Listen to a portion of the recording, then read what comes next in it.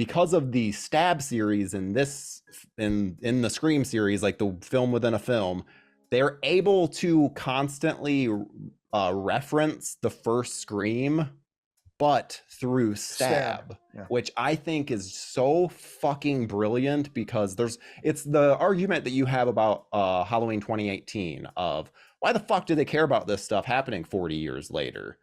Versus in this one where it's like, of course this community would still be affected. They're Yes, because making movies. every 3 years, there's Yeah. serial murder. Yeah. It really is.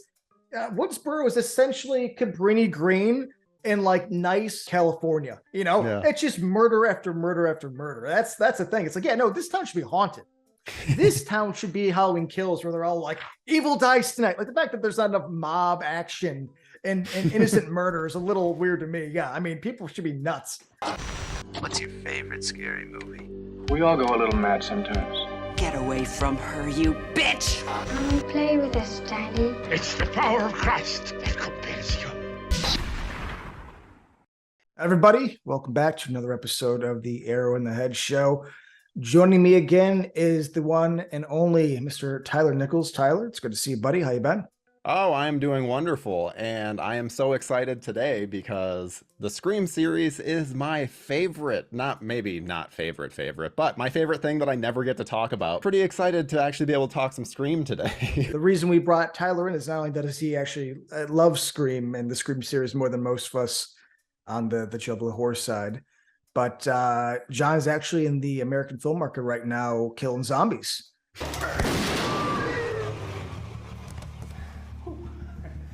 But yeah, man, Scream. I'm interested because I got a bunch of notes and I want to see where we land on this. I think it'll be pretty interesting, but we have something else to deal with first. What are you drinking? Okay, well, I still got some stuff left over from Halloween.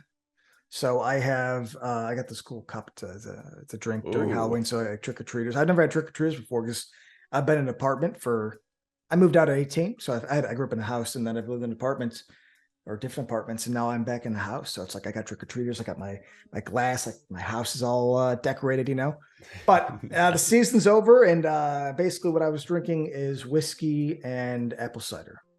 Oh, nice. What about you? Old classic then? Yeah. It's a fall drink, Yeah, nothing wrong with that. I'm keeping with my Michigan breweries because we have so many out here.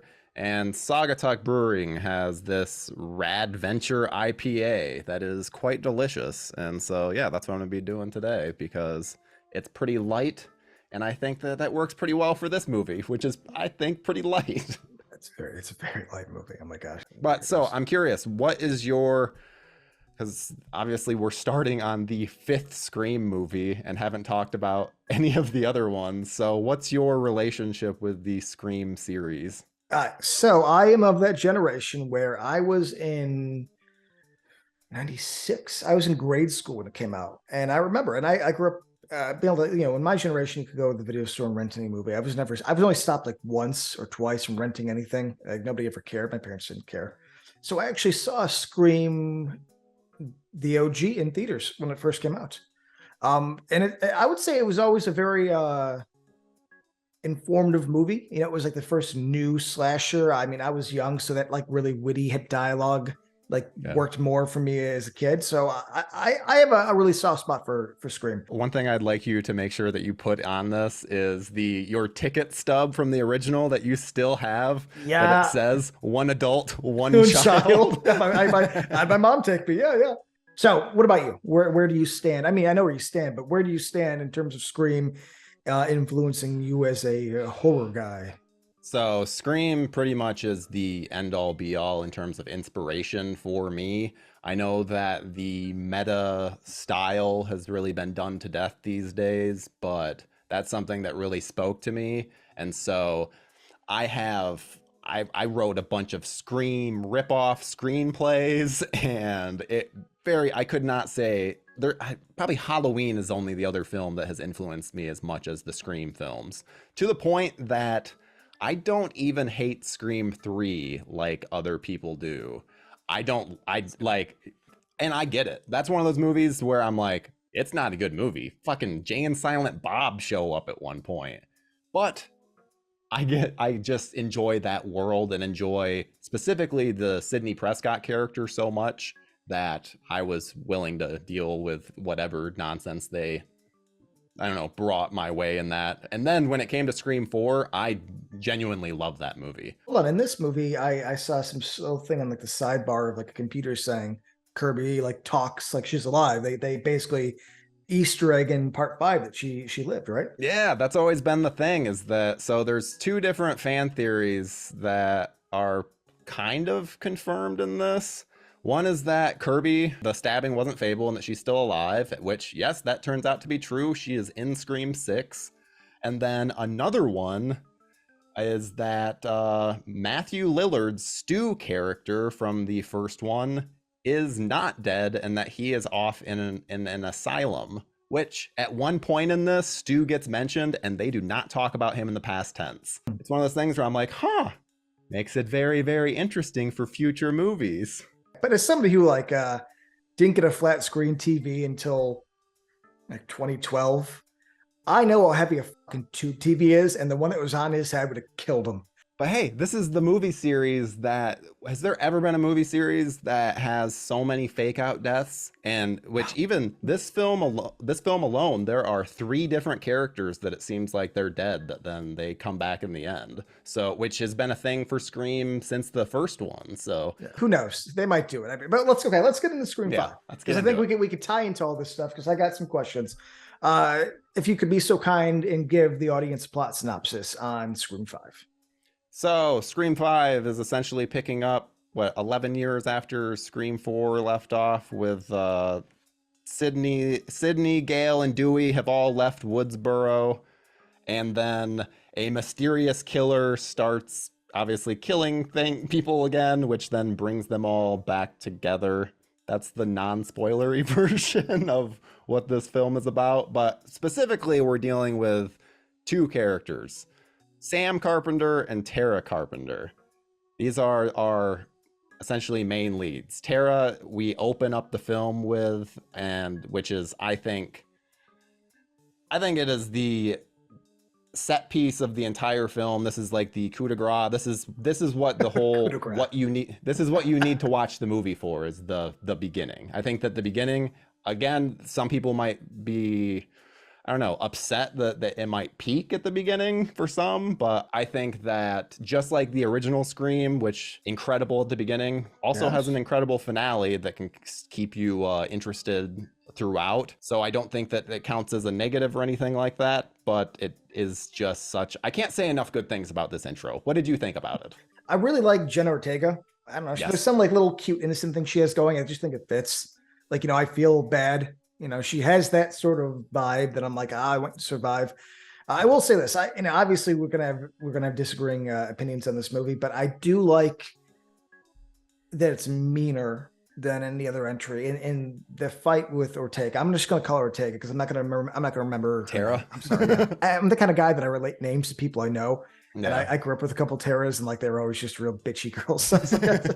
There you go. But the knife through the hand, him stepping on her ankle, like it's just a little more visceral, a little brutal.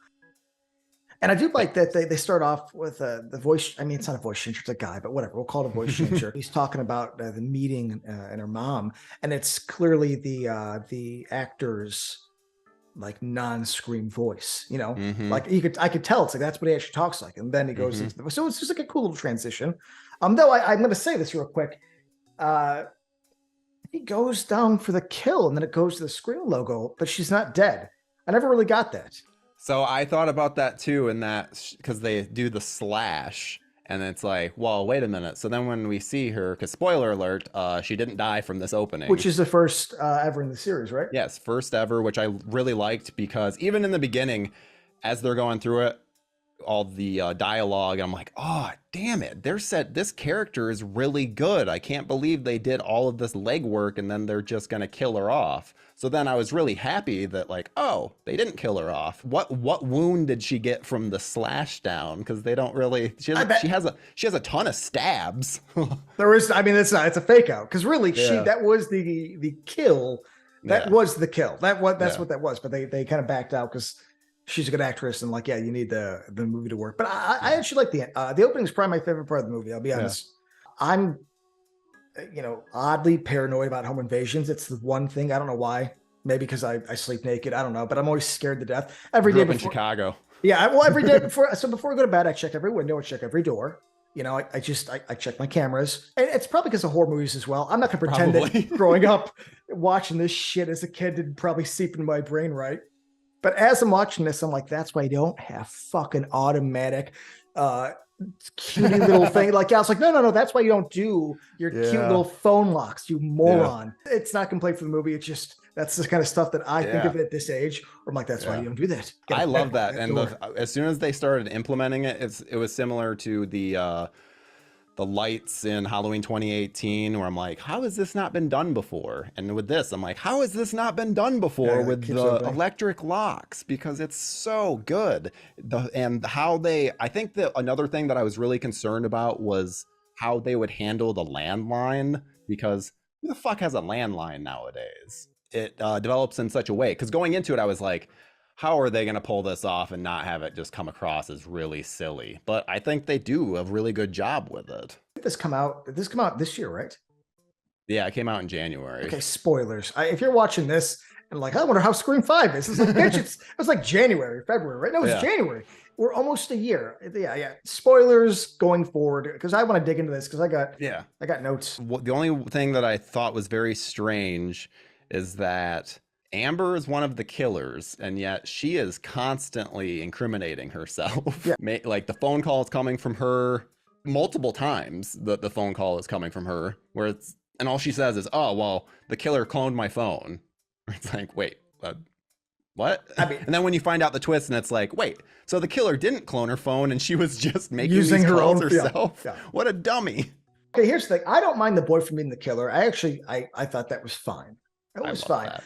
I didn't like her being the killer because, and this is something that I'll admit right now, you and me actually meet in the middle of other things, but I noticed we're always a little askewed. It's hilarious. I think we'd be like old friends because like we're close on everything, but we're just this far apart. I love slashers, but I love always supernatural, because then I can just shut my brain off. I don't have to I don't have to nitpick, and I don't have to have this thing get in the way all the time. I already know what you're gonna say. Yeah. So she is maybe 5'1". I should look it up, but 5'2" at best.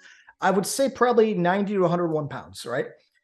She cannot accomplish absolutely anything. And she is the strongest person in this movie. She's actually superhuman. She took, I think, was it 3 shots?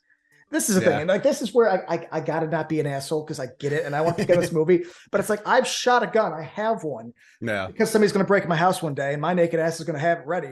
It's like, that shit will take anybody down. And with a bulletproof vest, my dad was in the army. He's been shot. He tells me it's like getting a cinder block shut to your chest, right? Mm-hmm. And dude, there's multiple times where this bitch gets back up and she's like punching Gail, holding up Dewey. I'm like, dude, if it was all the boyfriend, that tall, handsome guy, sure. Hey, I will say, because you and I have talked about Scream before off camera, and I knew the lifting thing would be. There's no lifting. I watched the movie. There is no lifting. Dewey arches his back. She just pulls. Because I thought the same thing in the theater, and I thought pulling the knife. The 2 knives. Which I agree. But it still works. There's still knives. I just, the lifting thing is the thing that I'm fighting you back on. I mean, also now that I watch these, and I realize that they always dub every killer with a guy's. Yeah. Because I'm like, it should be like.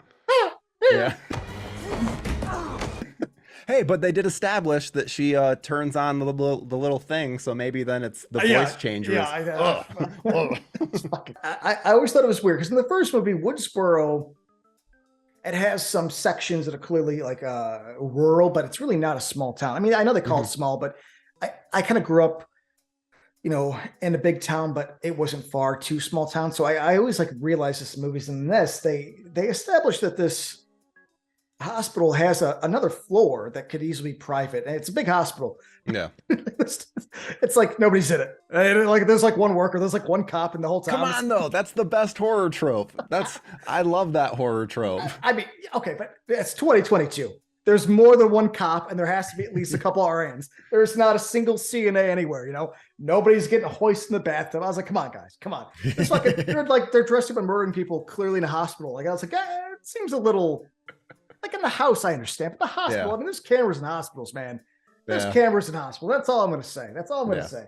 Besides her being a killer, I don't mind the boyfriend.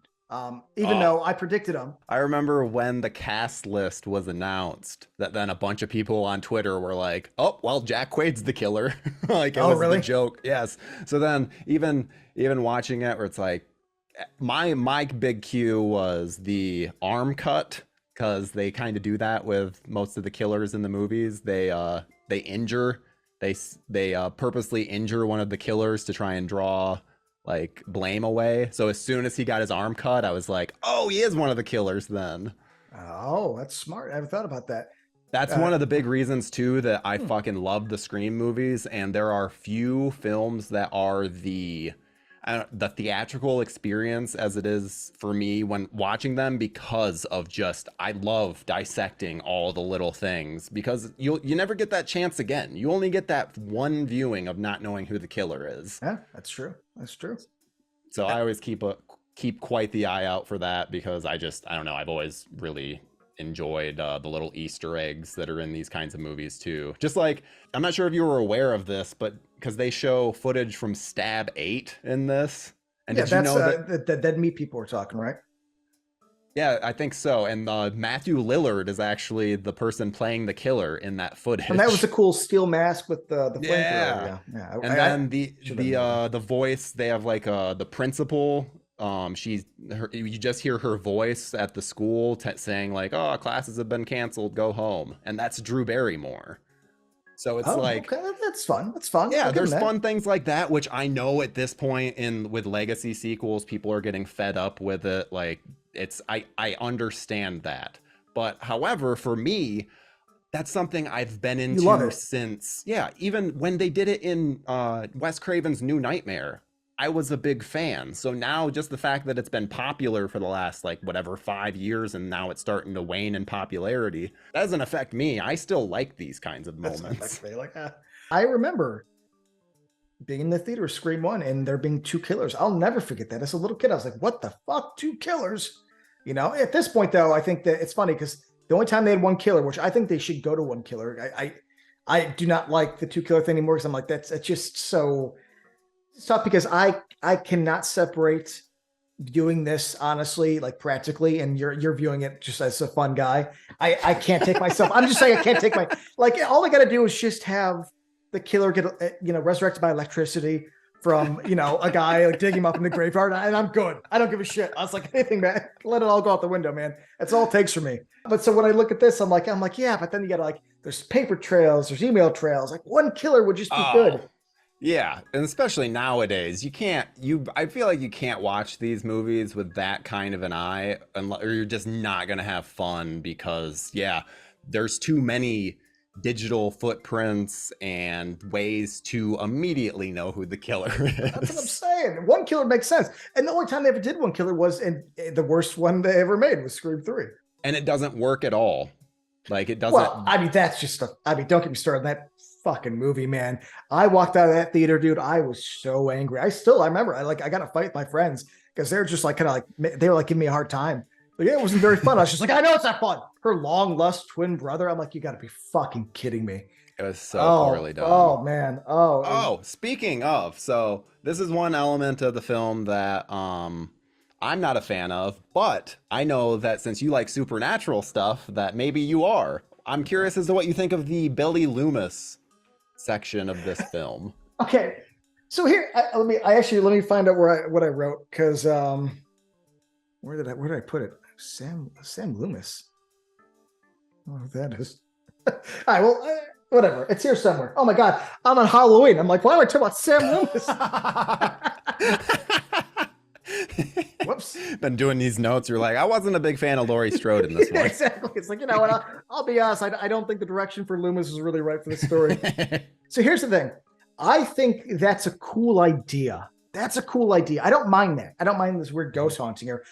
But the problem is you have a guy that's 48 and he looks good. Ulrich looks good. Like, he could like take care of his skin. Yeah. He's out in the sun. So let me give the guy some credit. Yeah. But he's still in his late 40s, or maybe he's a little older. I don't know. I would, if you were to ask me his age, I'd say like 45. I could be off. But he's supposed to be in his like teens and 20s, whatever the first one is. So it looks weird to me. It looks weird as shit. It's like, and Skeet does a good job. I'm like, good for you, buddy. But you should have they should have thought about this 15, 20 years ago. That's my best thing. Yeah.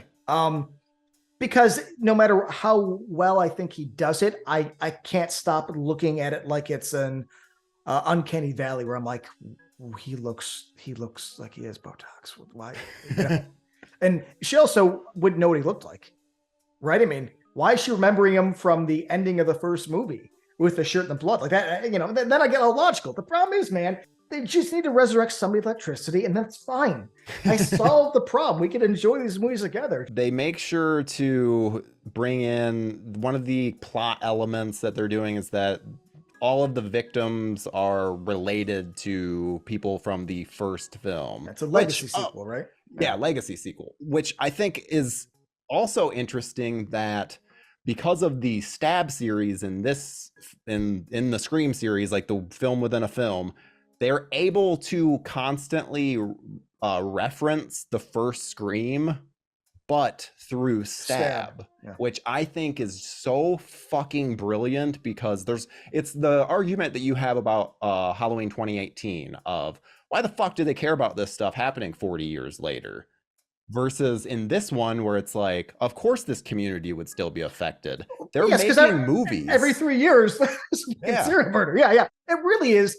Woodsboro is essentially Cabrini Green in like nice California. You know, it's just murder after murder after murder. That's the thing. It's like, yeah, no, this town should be haunted. This town should be Halloween Kills, where they're all like, evil dies tonight. Like, the fact that there's not enough mob action and innocent murder is a little weird to me. Yeah, I mean, people should be nuts. I don't mind. I don't mind the legacy stuff. I thought it was done relatively well for what it is, even though I guess I'm grumpy enough for, I don't like that the whole thing is toxic fandom. I think that's a little too on the nose. I don't know. Oh, that was, I think. Oh, you that like was that? Yeah. It was, so yeah, the twist itself with Jack Quaid and the toxic fandom thing, I think it was so brilliant just because I feel like it was talking precisely to the kind of people that aren't going to like the movie, where they're like, this isn't Scream. What? This is what Scream is. So I don't know. I really like that they were just like addressing it full stop of like, hey, this is the movie that we're making. And yeah, there's going to be some of you that think that this isn't Scream, but guess what? We don't care. The line that won me completely was, after just getting stabbed so many times, he's like, but what about my ending? And then she slices his throat. What about my ending? I don't know. I thought that it just spoke so well to like how old is that toxic guy? communities. How old is he? Yeah. He is Like he's the gotta be actor. what, 32? He's gotta be my age. Oh, 30. It's really an attack on millennials, because Sidney Prescott would be a Gen Xer. Yeah. Okay, that's fine. I mean, we deserve it. A lot of our younger generation annoys me.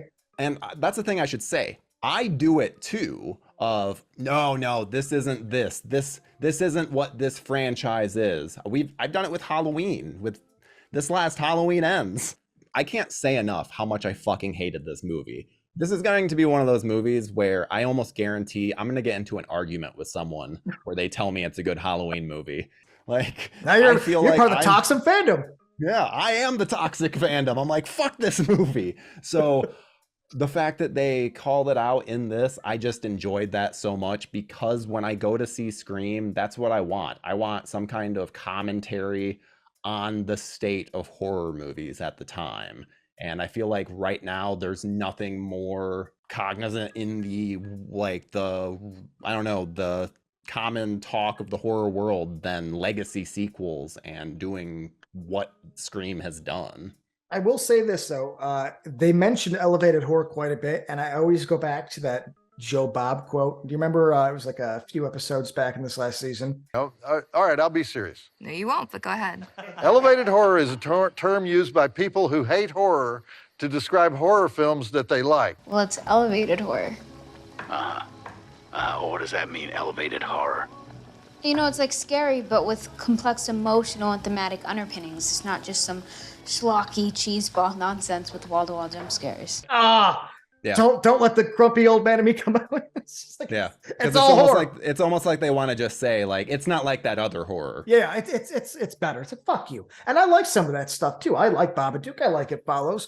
But let's not. It's the same shit that happened back when I was a kid, where people were like, "Oh well, Sounds of the Lambs. So that's a thriller." It's like thriller is the elevated horror for my generation, for my lifetime and before. Where it's like that's the same shit. It's a horror movie. So I'm really curious because there's one aspect of this movie that has pissed people off a lot, and that is Dewey's death. So I'm curious as to what you think of this, because I'm not that upset because of the fact that he almost died in 1. He was originally supposed to die in 1. He was originally supposed to die in 2. And then in 3, they had even toyed with making him the killer. So it's like, I feel like if you're going to kill off any legacy characters, at least kill off the one that Wes Craven was originally okay with killing off. This far into it, I don't think it's a problem. I got to be honest. You probably should have killed off a couple in this, or all of them, actually. I mean, I would have had more of a good time if they killed Sydney and Gail. I mean, because really it's like go big or go home. I didn't mind it. Again, my whole thing was that a child killed him. That's my big thing. Yeah. But the death scene itself, if you take out the idea that a little 80-pound girl ignoring doing that. it, yes, it's actually a cool scene. It's a cool death, like his guts come out, hit the floor. And he's heroic, he's like going to fucking finish the job. He holds the thing is like, gotta shoot him in the head. And I'm like, yeah, always shoot in the head. Yeah, let's do it. It's harder. You gotta, hold it tighter grip, but go for it, buddy. Yeah. I think people shouldn't be so attached at this point. Like, you've got to let people go. Like, for the story's sake. Yeah. I don't think it's a bad story move to kill him. My issue is more practicality, but no, I mean, complaining about legacy characters dying, it's like it's a slasher series and it's like number 5. So it's like, come on, guys, you gotta lighten up just a little. I mean, I've got some bad news for you people out there that are thinking that like Gale Weathers is gonna make it through Scream 6 alive, because they should kill them all. Kill them all. Yeah. I want to kill. Dude, if you give me a Scream movie where the killer wins, I'll fucking drive to Michigan, wherever the hell you're at. I'll buy you a beer. I'll drive across the entire country. Like, that'd be cool, because I think that's where it should go at this point. But I mean, Gail's going to die. I mean, I don't think they're going to kill Sydney. I don't. I think if they she's should, even in it. Well, I don't think. What's the rumor? The rumor was she. The rumor was that turned it down, but then that they're doing a No Way Home style secret cameo where they actually gave her money, and then she's not going to be a part of any press. It's just going to be opening night. You see Sydney in a scene. I think that's what they're doing with this. They might not be. Yeah, they're just, because at this point, like, they already got all the press for it. So I don't think there's them saying, oh, hey, Sydney's in this. Actually, we solved it. Does nothing for them, but them keeping it a secret, and then that does something. So it's like, I think that's the route they're going. But as of right now, other than the fact that it's set in New York City, I don't know shit about that movie. Which I will say this, I like. Let's get out of Woodsboro, because that should be a haunted town by now. Let's go to the big city. That's cool. I mean, if they could do some actual city kills, fuck it, man. I'm down. They have a set piece on a subway, I know. So it's like, I'm so ready for it. And also they have an interesting place to go with the story too, because I know that the whole plot is that it's the survivors from Scream 5. Yeah, it's continued. So it's Scream 2. Yeah, yeah. So we have all of these people. We have Sam, Tara, and then the Meeks twins. That's another thing I enjoyed, was that anytime Ghostface is interrupted, including Tara at the beginning, because she calls the cops and the cops come. That's like, you even see, I think you can see. Yeah, you see the blue and red. Yeah, the blue and red. So it's like, that's an interrupted kill. Same with the Mindy. Isn't it Mindy? No. I can't remember the sister. I know the sister twin survives. Why do I think that Jacques survived? What's No, he survives. They show him getting gurneyed out at the end. Oh, okay. I feel so bad. I must have been note taking. Okay. Yeah. Cool. So I like the fact that it's like, yep, if he gets interrupted, he's not quite able to finish off the job. But so then we have several characters that not only were they involved in this, but they were fucking treated like pincushions. Yeah, So, they're gonna have to be they should be a little more messed up, Oh, I don't know. Let's not get your PTSD. Yeah, I want that. I want that. No, I don't like. They're like, fuck off, instead of being like, hey guys. No, that's because that's another thing about this movie that I loved was everyone is so goddamn likable. The only people I did not like were the lead girl, Sam, which obviously not liking the lead kind of sucks. Yeah, okay. Well, hold on. Let's stick talk with about this. her. Yes, because I actually wrote down. I was surprised. There's a bunch of line deliveries. I'm not saying anything about the actress itself. This could be writing mixed with just miscasting. I'm not being sold. Let's bring out Ortega. Let's get her back. Let's get that guy, because she was not selling me a lot of things. There's one line. Hold on, I gotta find it. I wrote down. Who's watching my sister? Who's watching my sister? She goes to the hospital. I was like, I stopped and I wrote that down because I'm like, that sounds fine in a script, but man, that did not come off well. And also, guess what? We see in the next scene that there was someone watching your sister. He just got killed. So, which makes sense because there's not two cops. This isn't a town of 100 people. Yeah, they have a full police department. I know this. It's something about her. She's telling Tara about how Billy Loomis is her father, and the whole time, because it's cutting between the two of them, and it's like you have Jenna Ortega, who is just fucking putting up a performance, and all she really has to do is react. Yeah, but she is doing phenomenal. She's emoting like an actress so well. And then this girl playing Sam Carpenter is just like barely able to get through, which I'm sure I've seen her in something else, and I know she's a fine actress, so I don't want to just put it all on her. Could be, but that's what miscasting is. Yeah, it's like, she's a fine actress, but for this role and what this needed, it wasn't. Yeah, I mean, it didn't work. She had the look. It's funny. I could tell when I don't like somebody because then I start noticing other things, and I kept noticing. I feel like most of the concentration of her character was on her brows because her brows were great looking, and I was like, they're too manicured for this girl being so stressed, and then it just didn't work out because there's a bunch of lines where I'm like, dude, that whole story was just like, I left because I didn't want to hurt you. Dad was standing right behind me. The dad was standing right behind me. He found out right then from me. He left that night. For God's sakes. Yeah, not well handled. So then in the next one, it's like, oh, well, they have the potential of making Sam the killer, which I would be interested in. Like, they have ways to make it to, correct her character. So I'm still holding out hope. I mean, I don't know if she'll be. I don't know if she'll. Well, I don't know. It depends. You think? Because if this goes along the lines of a new trilogy, a new whatever, I mean, she would technically be the new Sidney Prescott. But they're smart. Tara's the new Sidney Prescott. You think so? I think 100%. They are. I think that they have done a really good job with her, and they even give her that. She's the one that kills off Amber, shoots her in the head, and is like, I prefer the Babadook. Yeah. Or I still like the Babadook more. So she gets all these really great moments.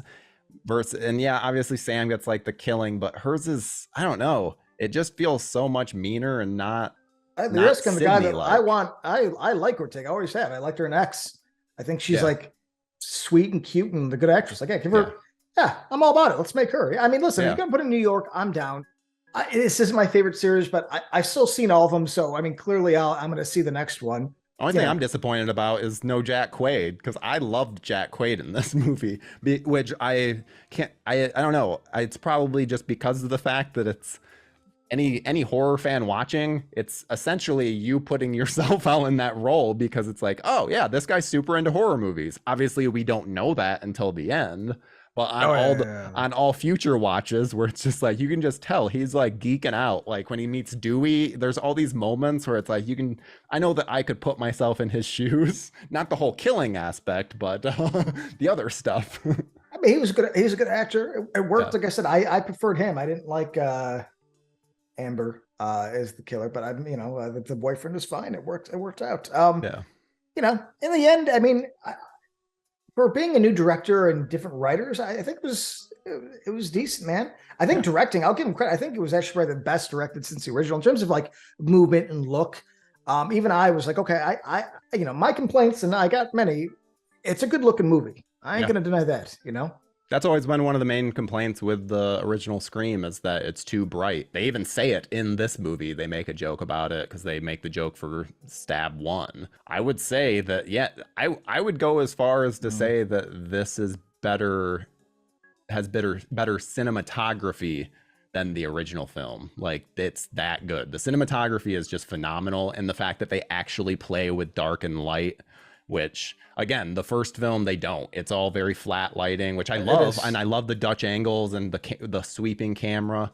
But in this, it's just more refined. It's very much trying I'd have to tell go back. a darker story. I want to agree with you, but I got to be honest. I can't. It's been a while since I've seen the first, so I'm gonna agree, but I can't say it's better than Craven's look. But I will say this: it's better than anything else in this series. I'll give you that at least, because I know for a fact that most of the other ones look like shit. I think 3 looks god awful. But I think too, one of the reasons that I would say the directing is so good, and I wish that they hadn't spoiled this in the trailer, but the reveal at the end that it's taking place at Stu Macher's house, they shoot that so well beforehand. I showed a bunch of my buddies. We watched all the Scream movies this weekend for Halloween, and none of them saw that coming in the 5th one because none of them had seen the trailers because we just watched them all straight through. It's ruined. They ruined the fuck out of it in the trailer. And it's just so well shot in the movie, and it's the kind of thing where it's like, there's a lot of filmmakers that could have not handled that nearly as well. And there's literally a shot where if it had just gone on a second longer, you would have seen just too much, and you would have been able to place more things together. And I don't know, it's just really brilliant how they staged and blocked that scene. I gotta say this: it has this movie, but they're all of them after one. Is that Scream is 100% a horror soap opera? It is 100% that. So I don't like that, and I will always make fun of that. But but the truth is that I could see people being like, I don't give a shit, that's fun, or I'm digging it, and I respect that. I don't like it, but I'm just saying that is something that I think you gotta basically accept. You're either gonna like it or not. That it is always connected to somebody, and every single one, it's somebody's friends or cousins with this person, to this person, to this person. So it's never really gonna untangle off of that. It can't. I think this is one series that actually has to stay interconnected because it is all about the drama, Yeah. I mean, there's always something that doesn't, I don't know, a series that doesn't connect with you because of certain elements. It doesn't matter what they do. That is like, I'm never going to be a big fan of the Purge series because I just can't get into them. Doesn't matter how many times, I can have conversations with people that love them. Just doesn't happen. So I get it. I'm never offended if someone doesn't like Scream or doesn't like whatever. Friday the 13th. It's whatever. But I have it figured out. Listen, for me, okay, right? Scream 6. Stu, right? Stu's probably buried in some sort of car junkyard. A dog comes and pisses on the ashes and he comes back to life. We're good. Sold. We're good. Yes. That's it. Hey, I feel like that would be a wonderful finish, except for the fact that we still have to give our rating for this. Okay. So you go first because clearly you have a passion for the series, and who am I?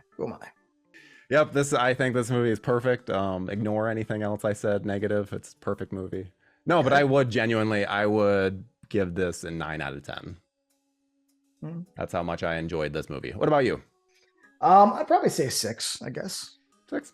Yeah, 6. I mean, I'd say 1's a 9. 2. So I can't do this because I haven't watched them soon enough. Yeah. I mean, I haven't seen 2, 3, or 4 in probably 20 years. So I would say 1's a 9. This is a 6. It's fun. I wasn't probably ever going to watch this movie again. So I'm glad I got to experience your favorite movie of all time. Yeah, I'm glad that I got to watch it before my November viewing in like 2 weeks. So no, I will say this is probably going to be my last viewing for a while, just because it's just 3 times in a month is a little too much for any movie. Oh, okay. Yeah. Sorry. All right, fair enough, buddy. All right, man. Well, until next time, I'm not sure what we're talking about next or what the plan is, but Tyler, my old friend, I'll see you soon. Cheers. Until next time, buddy.